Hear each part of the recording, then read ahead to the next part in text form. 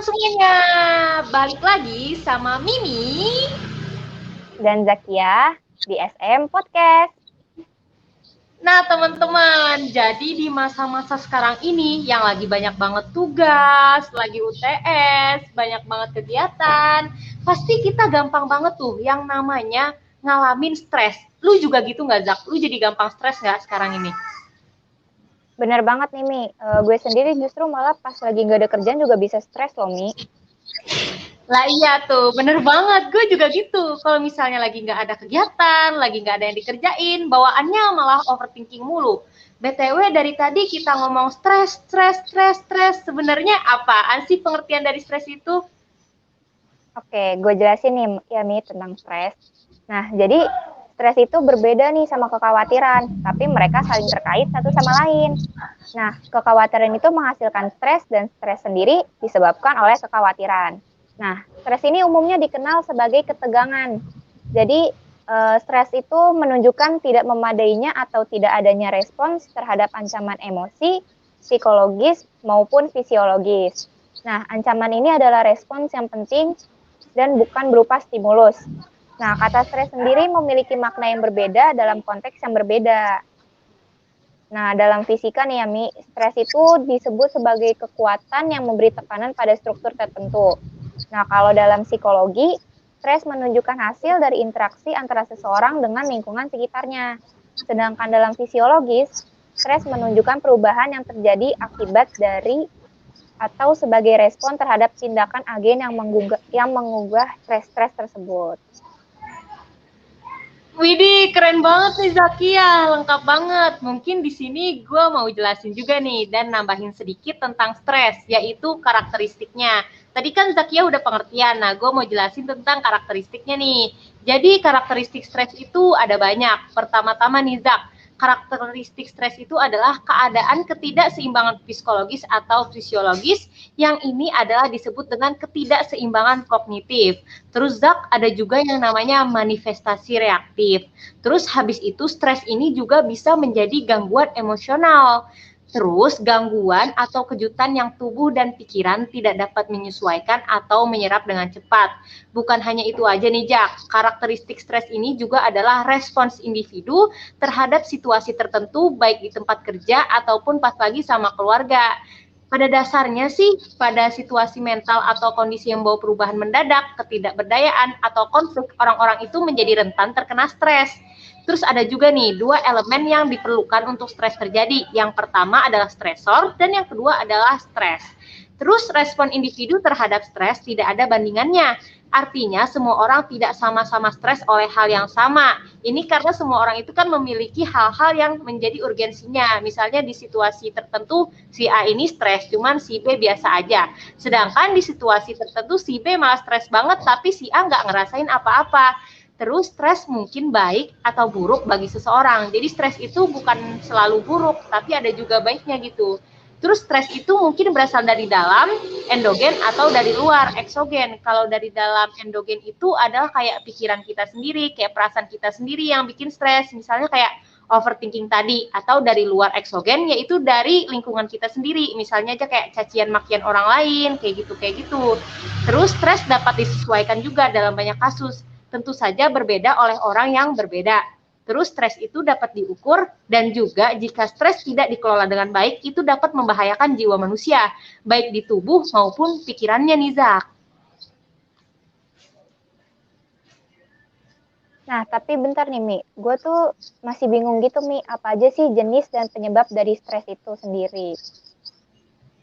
Kok bisa pas banget? Gue baru aja mau nanya gitu nih, Zak. Kalau menurut gue sendiri nih ya, jenis dan penyebab stres itu ada kayak gini nih. Jadi pertama, jenis stres itu ada dua, yaitu stres yang positif dan juga stres yang negatif. Kalau stres yang positif itu disebut dengan eustress, sedangkan stres yang negatif itu disebut dengan distress. Gue di sini mau jelasin nih tentang stres positif.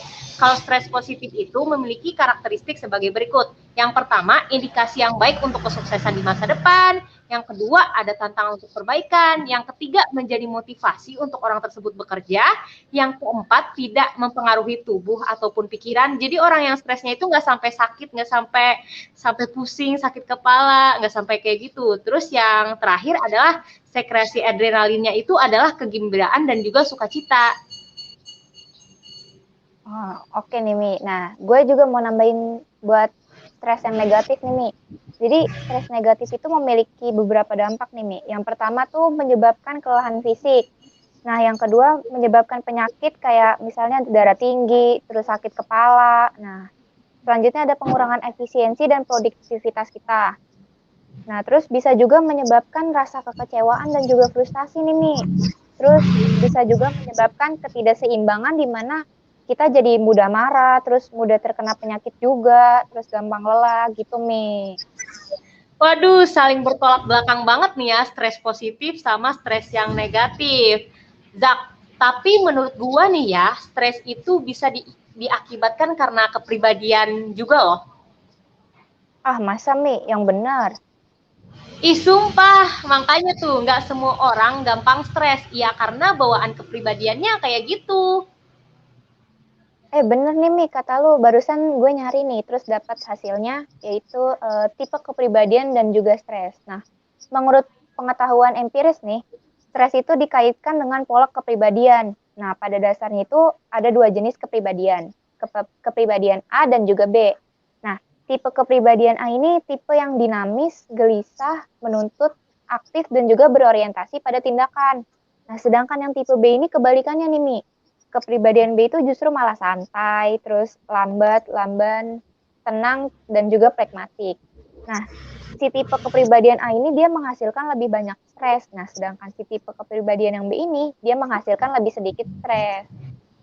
Nazak, bener kan kata gue, lu tadi nggak percaya. Anyway, gue mau nambahin nih gejala-gejala stres yang gue tahu.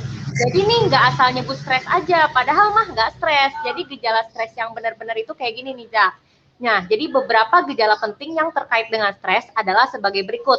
Yang pertama adalah perilaku menjadi abnormal dan terganggu. Jadi kalau misalnya lu ketemu temen lu yang tiba-tiba dia berubah aneh, terus habis itu melakukan hal-hal di luar nalar, misalnya dia itu lagi makan sabun, habis itu mau minum baygon, itu contoh-contoh dia itu lagi stres nih, Zak. Terus yang kedua, orang tersebut mengalami kelelahan dan kebingungan. Jadi ciri-ciri orang stres itu ya ada yang gampang banget tidur, ada yang kalau misalnya diajak ngomong ngangong-ngangong, terus ada juga yang kehilangan nafsu makan, gak bisa tidur malah, terus habis itu kehilangan konsentrasi. Bukan cuma itu aja nih, Zak, habis itu ada ledakan kemarahan yang tiba-tiba. Jadi orang stres itu lebih gampang marah daripada orang yang gak stres. Jadi kalau misalnya ada orang yang lagi stres diajak ngomong, biasanya dia langsung ngegas kan ya, iya nggak, Zak? Iya bener banget nih. Kayak diajakin ngomong pelan, dianya malah ngomel-ngomel. Iya bener banget, itu berarti ciri-ciri temen lu lagi stres, jadi jangan diajak ngomong dulu. Terus habis itu adalah meningkatnya tekanan darah. Jadi biasanya kalau ada orang yang lagi stres gitu pasti dibilang hati-hati darah tinggi, itu karena emang penelitiannya kayak gitu. Terus adalah apatis untuk melakukan pekerjaan yang solid dan kehilangan minat dalam segala hal. Ya bawaannya kayak tadi, lemes, gak mau ngapa-ngapain, terus absensi dan efisiensi di tempat kerja, jadi dia nggak masuk kerja, nggak masuk kuliah, terus ada penipisan energi, dia jadi lebih gampang capek, terus nih yang terakhir, pesimisme dan ketidakpuasan di mana-mana, jadi dia ngerasa dirinya gagal gitu, Zak. Nah, kayak gitu.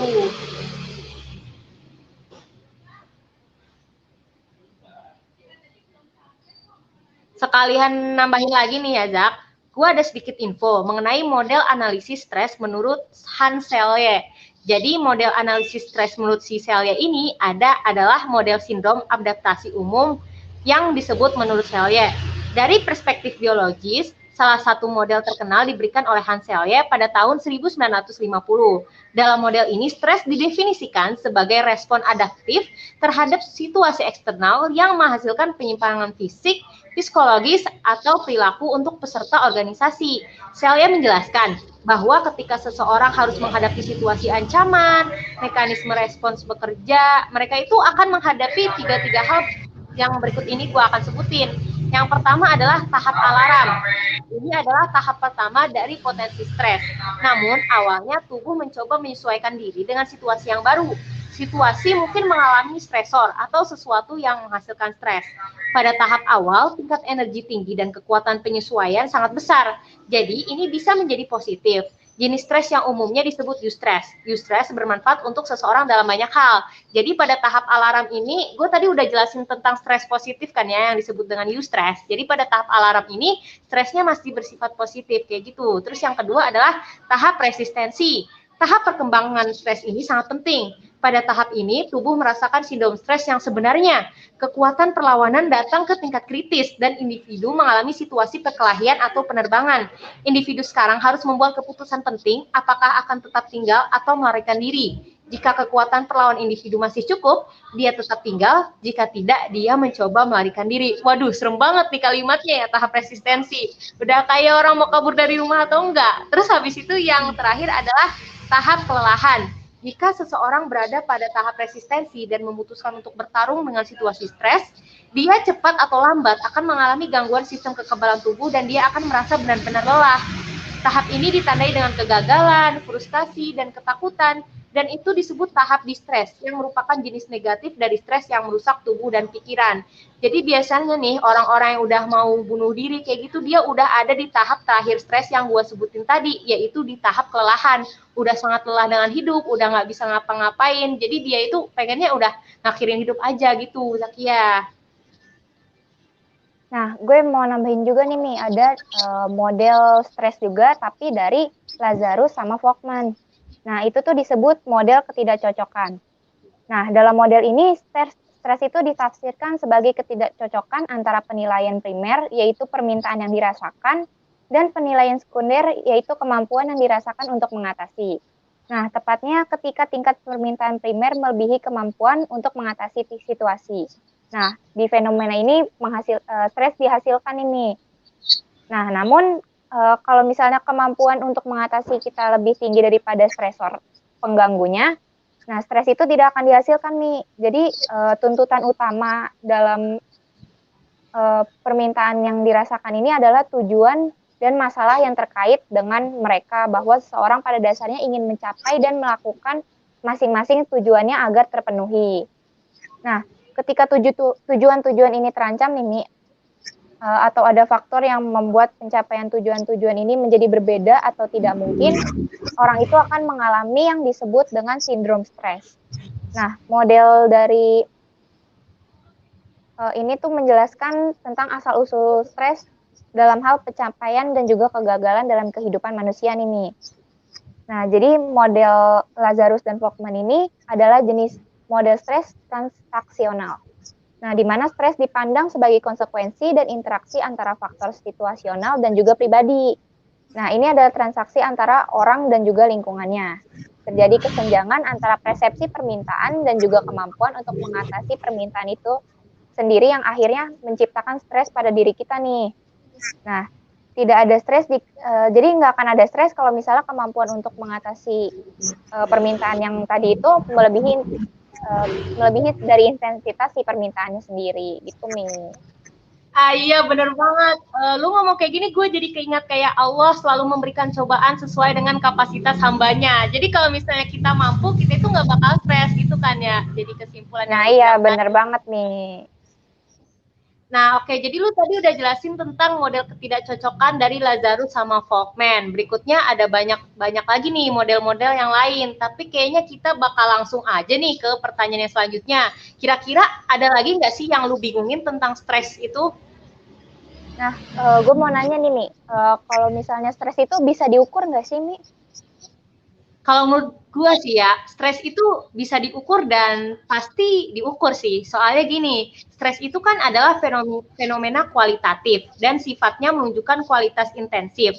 Jadi fenomena kualitatif adalah sulit diukur tetapi bukan tidak mungkin nih. Misalnya nih, dengan bantuan asumsi tertentu adalah mungkin untuk mengukur stres.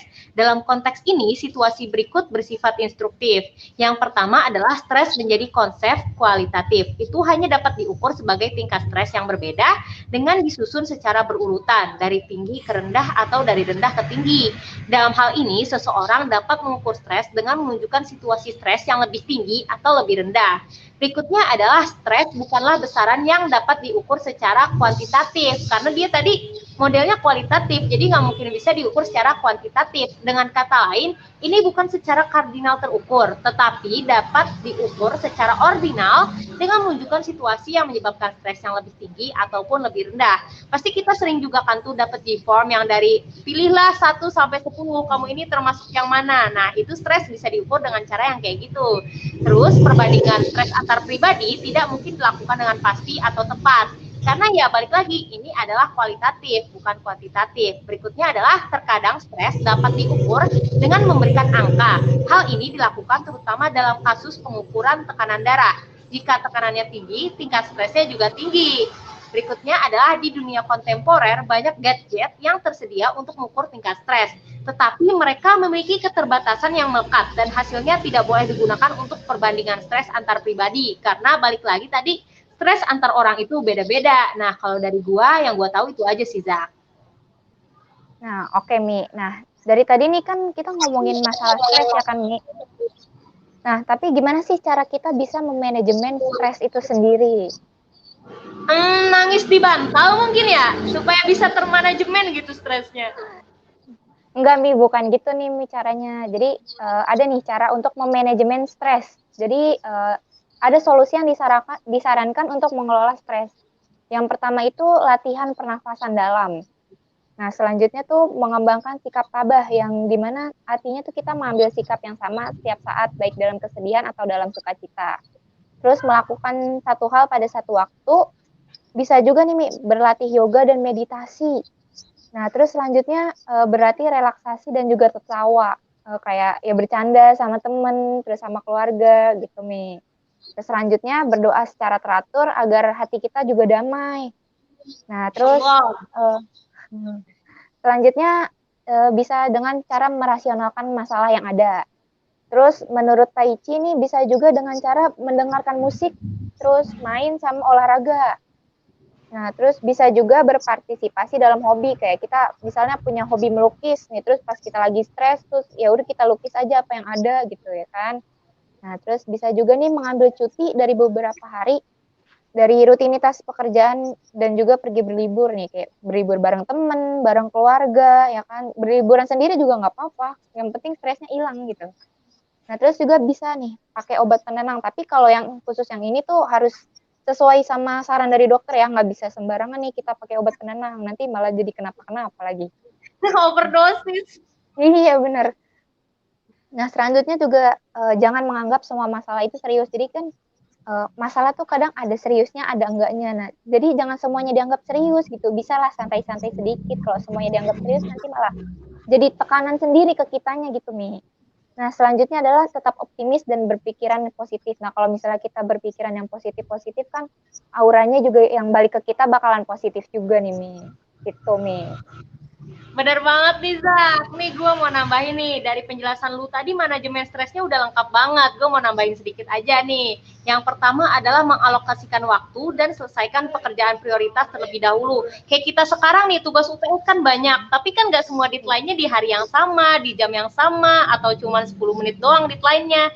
Jadi supaya kita gak pusing-pusing amat mikirin harus selesai semuanya sekarang nih, harus selesai gimana nih. Mendingan kita bikin tuh yang namanya prioritas dulu, kita bikin to-do list. Jadi nanti kita nggak pusing dan stres sendiri pas ngerjainnya. Kita kerjain satu-satu dengan tenang, walaupun lambat ya, asal selamat gitu ya. Daripada stres, bingung, malah semuanya nggak kekerjain dan semuanya nggak maksimal gitu, Zak.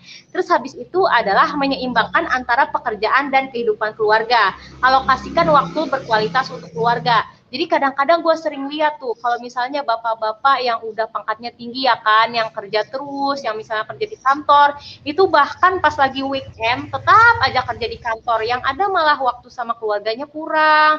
Terus dia itu bagaikan kayak ATM berjalan aja gitu bagi keluarganya. Jadi dia itu ada dan hadir cuma buat ngasih duit, dan itu tuh nggak baik banget juga buat kesehatan dia. Kan dia hidup itu kan buat bersama keluarganya, buat mencari kebahagiaan, bukan cuma buat cari duit aja gitu, Zak. Terus habis itu adalah menikmati pekerjaan Anda dan lakukan secara perlahan sesuai dengan kemampuan Anda sendiri. Jangan nih kalau misalnya kita dapat pekerjaan, terus habis itu kita tuh malah ngeluh dan juga nggak suka sama pekerjaannya. Jangan juga ngambil pekerjaan cuman karena gajinya tinggi tapi nggak sesuai passion kita. Misalnya nih, gue kan sukanya ngomong nih, Zak. Nah, kalau misalnya gue ambil pekerjaan yang berhubungan sama hitung-menghitung, bisa dibayangin tuh, gue tuh bakal stresnya kayak gimana, tekanannya tuh kayak gimana, dan alhasil malah gue itu malah jadi merasa kayak aduh gue ngapain sih kerja di sini, gue ngapain sih ngambil pekerjaan yang ini gitu. Zak, kalau menurut gue sih kayak gitu. Terus habis itu adalah identifikasi faktor stres dan singkirkan satu persatu. Kayak misalnya kalau misalnya lu lagi berantem sama cowok lu tuh misalnya tuh pasti stres kan. Tapi di satu sisi lain tuh lu harus ngerjain tugas dari Pak Tono gitu, tugas UTS dari Pak Tono. Otomatis yang lebih penting yang mana dulu? Ya pasti tugas UTS Pak Tono lah. Jadi ya kerjain tugas UTS Pak Tono dulu, baru habis itu balik lagi tuh omongin baik-baik sama cowok lu tuh, ada masalah apa nih, ayo kita balikan lagi, ayo kita omongin baik-baik gitu. Terus habis itu adalah banyak stres dapat dihindari jika Anda menjauhi keserakahan, kemarahan, dan nafsu. Biasanya nih orang-orang yang nggak terlalu ambisius, yang kayak lu bilang tadi itu nggak terlalu banyak stres, karena emang di hidupnya nggak terlalu banyak tuntutan. Yang kayak misalnya keserakahan itu kayak misalnya ya kita ini udah banyak kegiatan, terus habis itu bakal banyak ekskul juga. Nah, kayak misalnya kita tuh nggak tahu diri gitu, kita ambil ekskul 5, terus habis itu kita banyak tugas. Nah, itu udah pasti bikin kita stres karena kita serakah tadi. Terus jangan mengejar gaya hidup yang sibuk. Bekerjalah dengan kecepatan yang wajar. Jangan terlalu gitu. Buat biar apa gitu loh. Walaupun kerjaannya emang cepat selesai, emang jadi banyak yang bisa dikerjain, cuman kan ya mental health lebih penting gitu loh. Daripada akhirnya malah stres, malah sakit gitu. Terus habis itu anggap semuanya sebagai fase yang berlalu. Jadi kalau misalnya ada hal-hal yang gak sesuai sama keinginan lu, atau misalnya lu habis melewati sesuatu yang sulit, lu stres. Nah, kalau misalnya masalahnya udah selesai, ya udah nggak usah dipikirin lagi gitu loh. Ngapain mikirin yang udah berlalu, nambah-nambahin pikiran aja dan malah bikin stres. Terus habis itu bekerja sama dengan yang tak terhindarkan. Misalnya nih, gue ambil contoh lagi kayak tugas kita lagi nih, kayak tugas UTS kita. Nah, walaupun kita itu udah stres, kita udah mikir ini gimana sih UTS-nya banyak banget, deadline-nya dikit lagi, mepet lagi kan, mana baru dikasih tahu gitu, Zak, misalnya. Kalau misalnya udah kayak gitu, yang harus bisa kita lakukan adalah bekerja sama. Jadi kita tuh kayak bilang, oh ya udah nih buat nilai gua, ya udah deh gua kerjain, Bismillahirrahmanirrahim, bisa gitu. Terus habis itu adalah hukum keempat, termodinamika. Waduh, kenapa jadi fisika nih? Jadi salah satu interpretasi hukum ini adalah bahwa dalam setiap kontak materi dengan materi, beberapa materi akan menjadi tidak tersedia untuk penggunaan masa depan atau namanya pemborosan. Selalu ada tingkat pemborosan alami dan orang tidak perlu khawatir tentang itu. Nah, maksudnya hukum termodinamika di sini adalah kayak misalnya lu itu udah nabung kan, terus habis itu lu mikir lu mau bahagiain diri lu sendiri, kayak misalnya beli es krim berapa, 5 buah misalnya, gara-gara lu stres banget. Tapi lu tuh sadar kalau gue boros banget, gue ngabis-ngabisin duit, udah nggak usah dipikirin lagi, itu hak lu gitu loh buat bahagiain diri lu sendiri. Kayak misalnya habis stres atau misalnya habis kuliah kan, misalnya UTS tuh kita bakal ada liburan 1 bulan. Kita tuh misalnya mau liburan atau traveling, itu pasti namanya butuh duit kan. Tapi kalau misalnya lu udah traveling, udah pakai duit sendiri, ya udah nggak usah menyesal atas keputusan yang lu ambil gitu. Terus habis itu adalah terkadang individu diliputi kekhawatiran, mereka menjadi frustasi dan kecewa dan menciptakan masalah untuk menarik perhatian orang.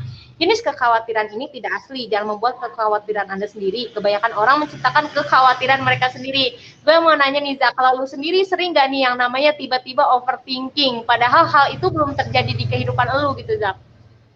Wah, sering banget nih, apalagi nih kalau malam nih udah pas pengen tidur ya kan, udah nutup mata terus tiba-tiba overthinking itu kayak ya Allah, ngeselin. Iya kan, yang ada kalau misalnya overthinking lu itu belum tentu kejadian kan. Gue yakin deh, gue berani kayak sumpah gitu loh. Pasti ada banyak kekhawatiran dan overthinking lu yang padahal nggak kejadian gitu di dunia nyata. Nah, apalagi overthinking tadi malah bikin lu jadi susah tidur, lu malah jadi mikirin yang seharusnya lu istirahat, lu tidur, lu malah nangis, lu malah pusing, lu malah mikirin yang nggak seharusnya terjadi. Jadi nih terjadi karena kekhawatiran lu aja gitu, Zak. Jadi yang harus kita lakukan adalah dengan cara mengatur pikiran kita sendiri dan mengontrol pikiran kita sendiri. Karena yang namanya hal-hal yang terjadi di masa depan itu kan surprise. Jadi kalau misalnya lu udah pikirin sekarang dan mikirinnya buruk-buruk, otomatis lu bakal pusing gitu loh. padahal belum tentu kejadian. Kayak misalnya nih, gue LDR nih, misalnya gue LDR, kalau misalnya gue tuh sering overthinking sama pasangan gue, kayak dia tuh di sana sama cewek lain gak ya, dia itu masih setia sama gue gak ya, jangan-jangan dia lagi jalan-jalan sama cewek lain nih, padahal cowok gue tuh orang rumahan gitu, ya tidur di rumah mulu dan lain-lain, ya namanya gue suuzon dan ngebebanin pikiran gue sendiri gitu, Zak. Kalau dari lu ada tambahin lagi nggak nih, Zak?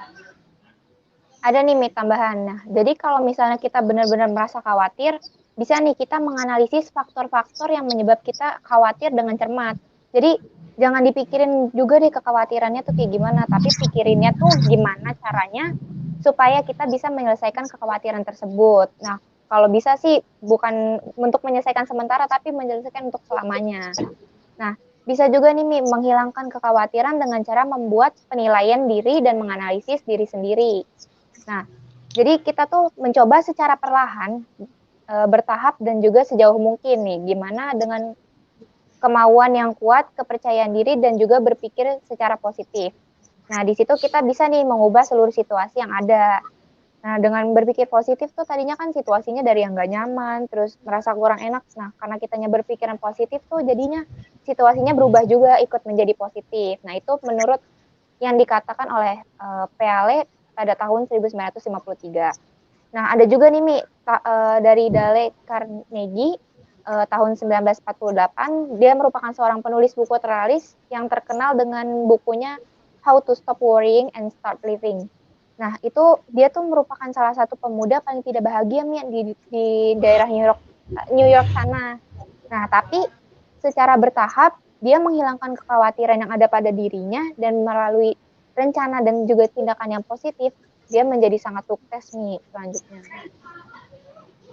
Ini sumpah keren banget podcast kita pada kali ini, Zakia. Gue dari tadi lu ngomong dan pas gue lagi jelasin materi itu gue kayak terwow-wow sendiri gitu loh tentang stres. Ternyata stres itu bukan cuma aduh pusing banyak tugas, tapi ternyata banyak banget mulai dari pengertiannya, karakteristiknya, jenisnya, tipenya. Aduh banyak banget, keren banget pokoknya podcast kali ini. Nah, benar banget tuh, Mi. Jadi sebenarnya tuh SM dalam podcast kita tuh ada singkatannya tuh, Mi. Waduh, apaan tuh singkatannya tuh? SM Podcast tuh singkatan dari Stress Management Podcast. Gitu, Mi. Waduh, ada aja nih. Pantusan dari tadi kita ngomongin stres itu karena kita SM Podcast atau Stress Management Podcast. Wih, keren banget nih, Zakia. Ada-ada aja. Nah, jadi gue mau kasih penutup dan juga kesimpulan dari podcast kita pada kali ini. Jadi teman-teman yang bisa kita ambil kesimpulan dari podcast gue sama Zakia pada kali ini adalah stres itu bisa berdampak positif maupun negatif dan itu tergantung sama kita sendirinya juga. Jadi kalau misalnya kita itu stresnya ke arah positif, stresnya kita itu sebagai motivasi dan kita bisa mengelola dan memanajemen stres kita dengan baik, maka stres itu juga akan berdampak baik kepada diri kita sendiri. Sedangkan kalau misalnya stresnya itu berdampak negatif kepada kita atau misalnya kita malah jadi down, kita malah jadi nggak bisa ngapa-ngapain karena stres itu, maka stres itu bakal berdampak sangat buruk terhadap diri kita, kesehatan kita, dan kita malah jadi nggak bisa ngapa-ngapain.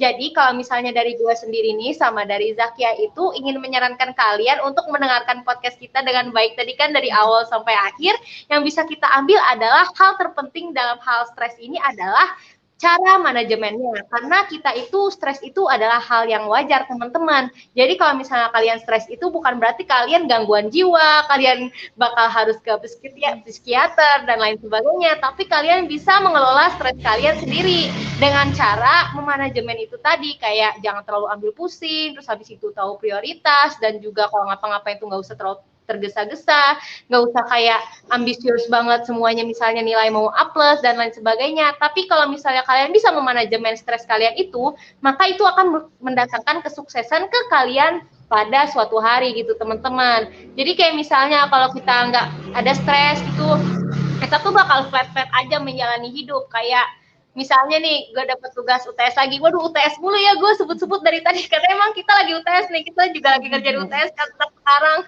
Jadi nih, misalnya kita lagi UTS. Kalau misalnya kita nggak ada stres, nggak ada tekanan pada diri sendiri kalau kita harus ngerjain supaya nilai kita bagus, itu tuh juga kurang baik gitu loh bagi kita. Kalau misalnya kita nggak ada stres, nggak ada pikiran, nggak ada tekanan, kita malah jadi hidupnya ya flat-flat aja, kita nggak bisa jadi apa-apa, semua hal kayak di bos santai, kerjanya cuma mau tidur, mau enaknya aja. Tetapi karena adanya stres, maka kita termotivasi untuk menjadi pribadi yang lebih baik lagi. Dan yang paling penting itu adalah manajemen stresnya tadi yang harus kita kelola dan harus kita pahami dan yang pasti harus kita latih selama kita hidup. Gitu sih kalau dari gua, Za. Kalau dari lu gimana nih kesimpulan podcast kita kali ini?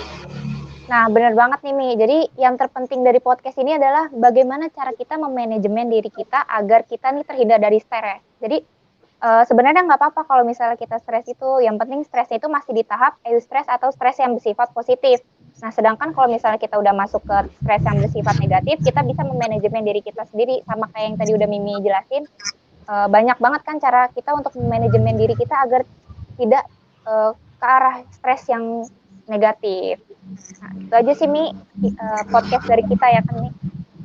Iya bener banget tuh. Makasih banget buat kalian yang udah mau dengerin podcast kami yang pastinya sangat bermanfaat bagi kehidupan kita ya. Stress Management Podcast gitulah namanya. Sekian podcast kali ini dari kami. Semoga podcast yang kami bawakan bermanfaat buat kita semua. Wassalamualaikum warahmatullahi wabarakatuh. Teman-teman. Dadah.